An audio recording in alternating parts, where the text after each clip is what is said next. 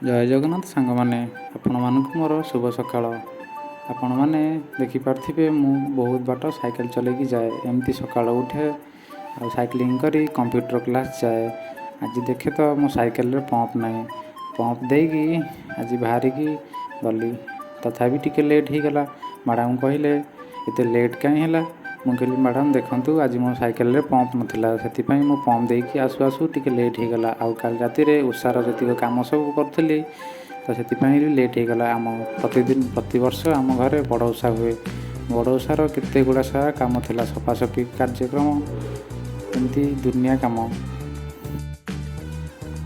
Computer କ୍ଲାସ୍ରୁ ଫେରୁ ଦେଖେ ତ ବାପାଙ୍କ କଲ୍ ଆସିଛି। କଥା ହେଇକି ଦେଖିଲି ବାପାଙ୍କର ବହୁତ ଦେହ ଖରାପ। ବାପା ଯାଇଛନ୍ତି କୁଜଙ୍ଗ ରାହାମ, ହାଟ କରୁଛନ୍ତି ସେଠି।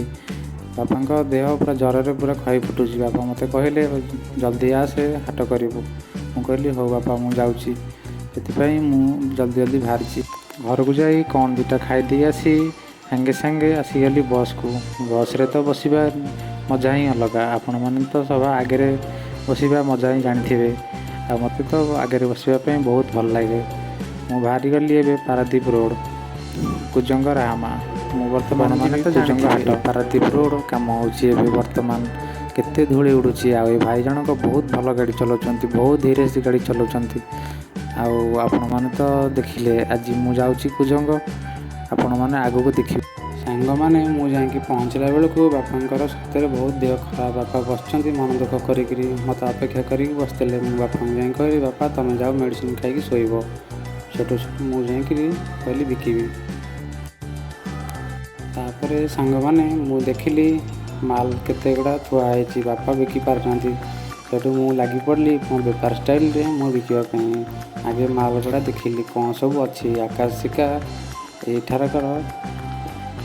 ଏଠାକାର ଆକାଶ ଦଉଡ଼ି ହେଲା ଫେମସ୍, ମାନେ ଗୌଡ଼ମାନଙ୍କର ପର୍ବ। ହୋଲିରେ ଏ ମଉସା ଦେଖନ୍ତୁ କେତେ ଭଲ ଭାବରେ ବିକୁଛନ୍ତି। ମୁଁ ମଉସାଙ୍କୁ କହିଲି ମଉସା ତୁମେ କେତେ ବିକିଲଣି? ମଉସା କହିଲେ। ତାପରେ ସାଙ୍ଗମାନେ ମୁଁ ଲାଗି ପଡ଼ିଲି ବସିକି ଦୋକାନ ବିକିବା ପାଇଁ। ଆଉ ଦେଖିଲି କେଉଁମାନେ ଆସୁଛନ୍ତି। ଦେଖିଲା ବେଳକୁ କେହି ଆସିଲେନି। ମୁଁ ସେଠୁ ବସି ବୋରିଂ ହେଇଗଲି। ତାପରେ ମୁଁ କ'ଣ କଲି ନା ଭାବିଲି ଗୋଟେ ବିସ୍କୁଟ୍ ଖାଇଦେବି। ବାପା ରଖିଥିଲେ, କାଲିଠୁ ବାପା କିଣିକି ବିସ୍କୁଟ୍ ରଖିଥିଲେ, ତ ଗୋଟେ ବିସ୍କୁଟ୍ ଖାଇଦେଲି।